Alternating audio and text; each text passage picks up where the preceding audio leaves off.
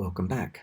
This is video lecture 29.2, and we're going to talk about section 2 in chapter 29, the force between two parallel currents, or maybe more specifically, two parallel wires, very long, straight wires, parallel to each other, each carrying electric current. We will discover, if we were to actually set that up in the lab, that they exert a magnetic force on each other. We want to be able to calculate that. Okay? It enables us to practice using the results from section 1 of this chapter and an important result from chapter 28 as well. Okay, so two long parallel wires, each carrying electric current. We're going to calculate the magnetic force that one wire exerts on the other. So here's the situation in a sketch. There's a wire A and a wire B, and they're actually very long and straight. So they actually go on and on and on, this way, this way. You're just seeing a segment of each. And they each are carrying conventional current this way.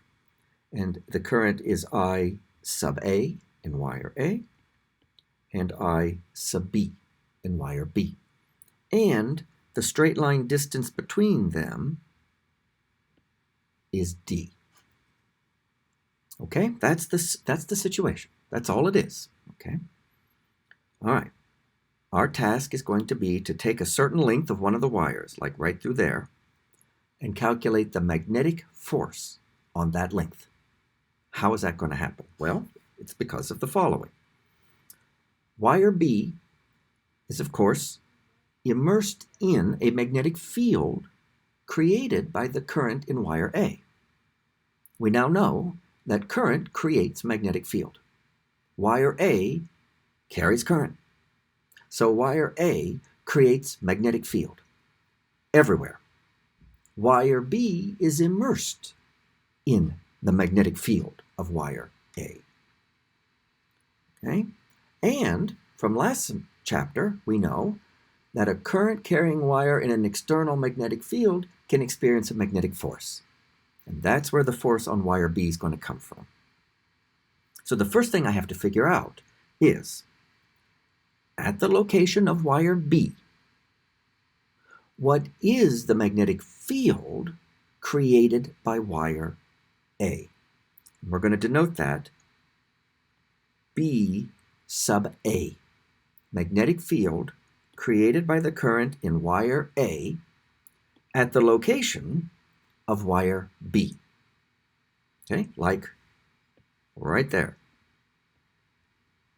Okay, all right, now we just found in section 1, we just learned how to find the magnetic field created by an infinitely long straight wire. That's what wire A is, so we can use that result. And that result tells us that if you have an infinitely long straight wire carrying current, and you know the current in it, and you know your distance from that wire, the magnitude of the magnetic field created by the current in the wire at the location where you are is given by this formula right here. This is just the magnitude for right now. BA magnitude is mu zero, that new constant, permeability constant, times I sub A, I want the current in wire A, over 2 pi D. D is the distance that we are from wire A. I'm imagining that point I've marked with the little X there. That's a distance D from wire A. And that's the magnitude of B sub A. What's the direction? Now, I mean specifically at the location there where the little green X is. What is the direction of B sub A? Direction of B sub A there. That's where we are, as it were. We learned a kind of a specialized right-hand rule for figuring out the direction of the magnetic field created by the current in a long straight wire. Remember how you think about that? For a long straight wire, the magnetic field lines circulate around the wire, and you use this specialized right-hand rule to figure out which way they circulate. Put your thumb in the direction of the current and see which way your fingertips curl. So if I put my thumb in the direction of the current IA, my fingertips curl as I look from this one side clockwise. So if I try to draw a magnetic field line,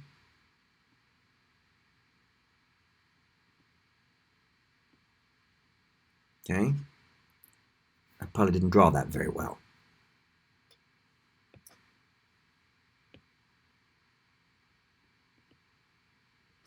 It's perpendicular to that line, okay?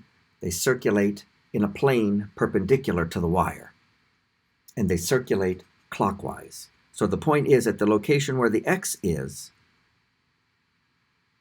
the magnetic field B sub A points, if you like, straight down. Okay? Straight down. Trying to draw a circulation. Okay? That is perpendicular to wire A and passing through the place where the X is, and the magnetic field points straight down. That's the direction of B sub A. Let me show you here. Okay? That's the direction of B sub A due to the current I sub A at this location right here on wire B. Now, the good news is it's that same magnitude and direction anywhere along wire B. Here, or here, or here. Okay? Same magnitude and direction everywhere along wire B. And straight down, so another way to think about that is it's perpendicular to wire B.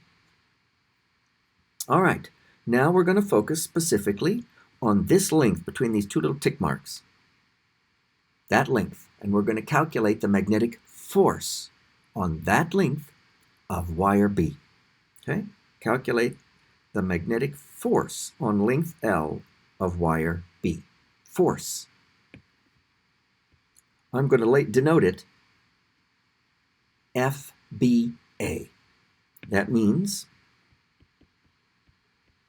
the force on wire B due to the current in wire A. That's what that notation means. And here, I just refer back to the result from chapter 28.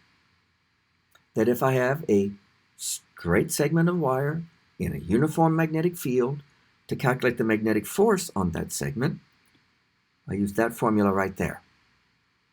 I take the current in the wire, now we're talking about wire B, so notice it's I sub B, times L cross B, big B, the magnetic field. Now the magnetic field is coming from the other wire. That's why it's labeled capital B sub A. And then the L vector is drawn here in this next picture. It's got a length equal to the length between those two tick marks, and its direction is the same as the current in wire B. Okay, so that's how they get the L arrow there. And the B, capital B sub A arrow is already there. All right, let's work out first the magnitude of that force. I'll put in the details over here to the side. Let's find the magnitude of the force on B due to A. It comes right from this cross product right here. That's I sub B times magnitude of L, magnitude of capital B sub A, sine of the angle between L and capital B sub A. Look right here. What's the angle between L and capital B sub A? Did you say 90 degrees? They're perpendicular. And what's the sine of 90 degrees? Plus 1. So what's our expression for magnitude FBA? Well, I'll write it like this. That's the way all the books would write it, where everything means a magnitude. But we just wrote down the formula for the magnitude of B sub A. It's mu 0 I sub A over 2 pi d. You've got to keep track of the roles that are being played here. And what we're in the calculation we're doing here, wire A is the source of magnetic field. And wire B is sitting in that magnetic field. Okay? All right, so when I write all this out, for the magnitude of FBA, I'll have I sub B times L times mu 0 I sub A over 2 pi d. And if I want to just kind of consolidate that a little bit, you can write it like this over here. For the magnitude of FBA, you have mu 0 times L times I sub A times I sub B over 2 pi d. Handy little formula. It's not very difficult to use. But now here's an interesting question. What's the direction of FBA? Right? What is the direction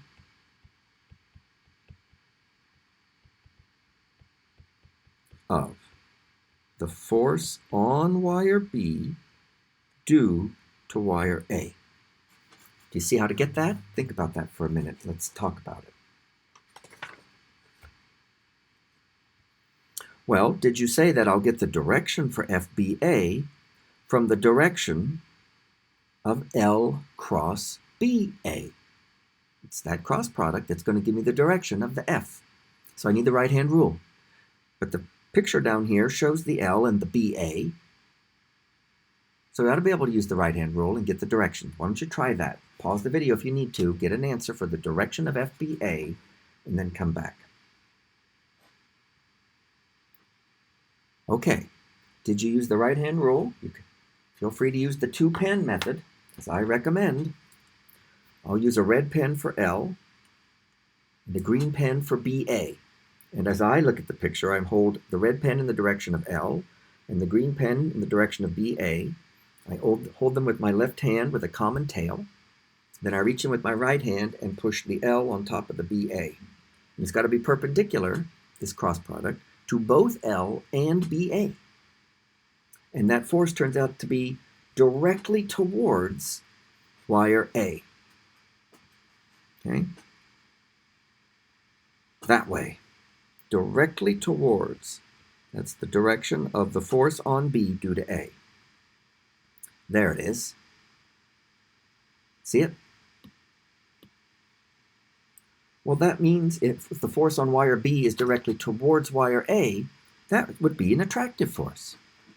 Okay? Wire B experiences an attractive force towards wire A. So the force is attractive whenever the currents in the wires are in the same direction. See here? IA and IB, same direction. And the force on B due to A, towards A. That's an attraction. Okay? All right, now, I want to ask some more questions about this. That's all well and good for the force on B due to A. Let's figure out the force on A due to B. What about force on A due to B? Arrow. I want a magnitude and I want a direction. Might want to take an intuitive guess first, right? What do you guess about the magnitude and the direction of the force on A due to B? And why is there a force on A due to B? You see why? Well, what we just did for the force on B due to A was based on the following line of reasoning. The current in A creates magnetic field everywhere. Current B is immersed in that magnetic field and therefore can experience a magnetic force. Now just reverse the roles. Current B creates magnetic field everywhere. Current A is immersed in that magnetic field, and therefore current A can experience the magnetic force. I want to know the magnitude and direction of that. Okay? All right, did you make an intuitive guess? Now let's be formal and show what we get. Here would be how you would start that calculation. Force on A due to B. I take the current in A, then I do L cross magnetic field of B, big B sub little b. Okay? Let's try to draw those things into the picture over here. For wire A, I'll take that length. Well, L vector in the direction of the current. Now, that's the L vector right here. What's the direction of big B sub little b? So now I'm talking about this point right there. What's the direction at that location of big B sub little b?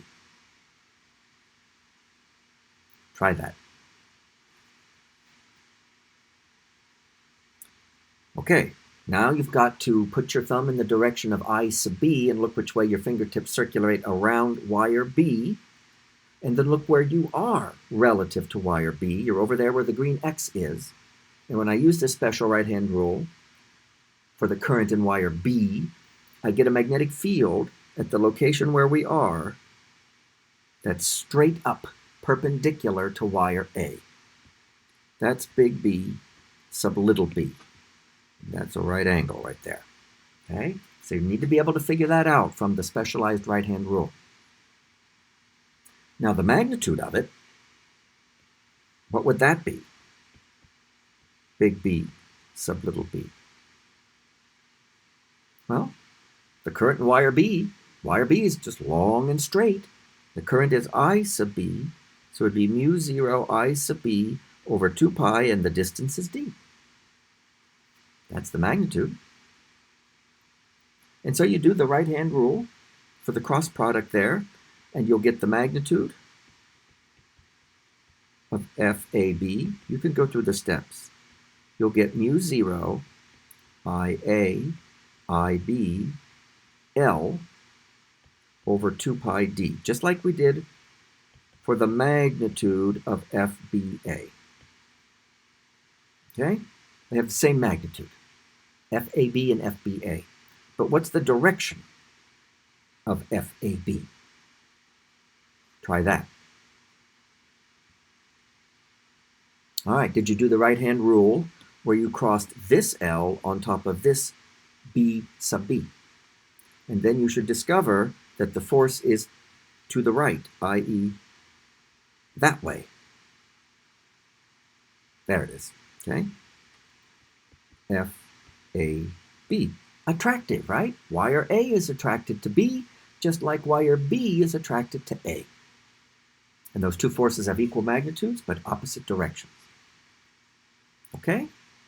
All right, now here's another question that's important to consider. Let's clear out some of our writing here and our drawing. And here's the question. What happens to the force, or the forces, if the currents in the wires are in opposite directions? All right? Okay, so the way we'll do it, there's a couple of ways you could do it, is I'll come over here to the side. And I'll draw the parallel wires again that are a distance d apart. And let's take the current in A to again be that way.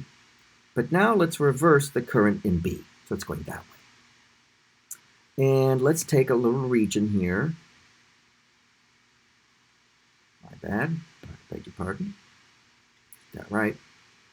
Of wire B, and let's label it L. Like so. Do you see why I chose the L that way? Because it's got to be tangent to the wire and in the direction of the current. Now I already know, since I didn't even touch the current in wire A, that its magnetic field there at the location where we are, B sub A, is downward. If this is a right angle, it's still a distance d between the two wires. So the magnitude of the force is the same as it was before, when the currents were in the same direction. But what's the direction of FBA? You need to use the right-hand rule, yes? And do L cross BA. What direction do you get? Do that carefully. You get that the force is now on B due to A is away from A. Okay? That means wire B is repelled from wire A. And the same would be true for A. It's repelled from B. So what we say is parallel currents attract each other and anti-parallel currents repel each other. And we just went through all the steps to see how you come to that conclusion. Now let me show you just another picture, but this is with a Wiley Plus animation. So here we see, we've even got set up a whole set of axes, X and Y and Z. We've got two long parallel wires in the in the YZ plane with the wires parallel to Z. And positive currents are going upward in the plus Z direction. And IA and IB are both positive. IB is 1.5 amps, I sub A is 1 ampere. It shows us IB going upwards. See there, the red? I sub A is also going upwards. And then what it shows along various lengths of wire B is the magnetic force on it. Force on B due to A. And it's attractive because the currents are in the same direction. Notice the currents don't have to be equal, they just have to be in the same direction. So these green arrows represent the force on B due to A along various length segments. What are the green arrows? Do you see them there? What do you think those are? That's the magnetic field due to A at the location of B. And from that specialized right-hand rule, that's in the negative X direction.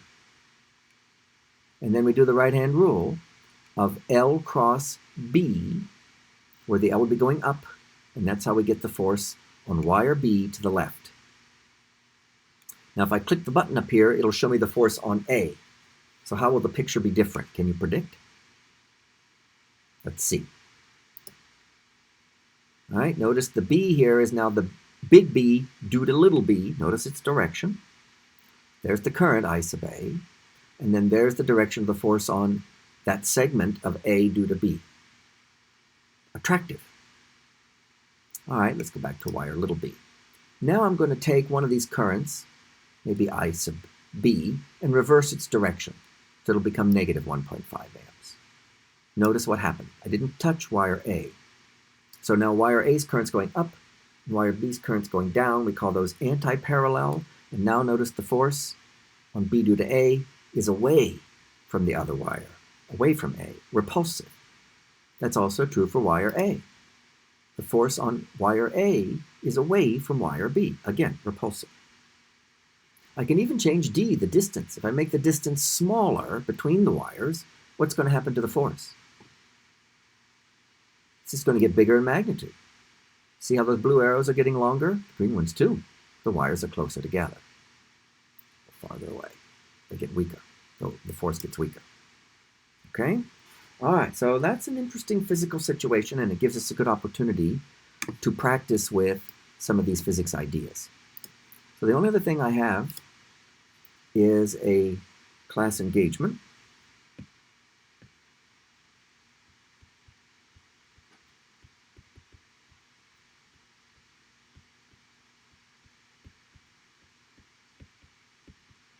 For the force between parallel currents. And it goes like this. We have three long, straight wires that are parallel to each other and equally spaced. And you can see them there. You're looking at them from the end on. Okay? And they have identical currents that are either into or out of the figure. The dots represent current coming out of the screen towards you, and the X represents current going into the screen away from you. let's just say that current is I, the same. I. But look at the directions of them. Let's say the distance between neighboring wires is D. All right, here's our task.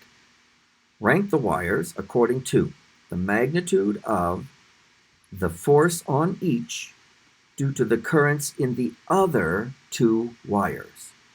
Greatest first. So what you in essence have to do is you have to find a symbolic expression for the net force on wire A, the net force on wire B, and the net force on wire C, given their locations there and the directions of their currents, and then rank them from largest to smallest.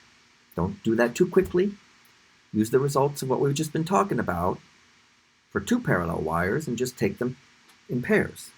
Okay? But you got to find an expression, there won't be numbers of course, for the net force on wire A, the net force on wire B, and the net force on wire C, magnetic force. All right, and then we'll be talking about this kind of physical situation in class as well. That's all for this video.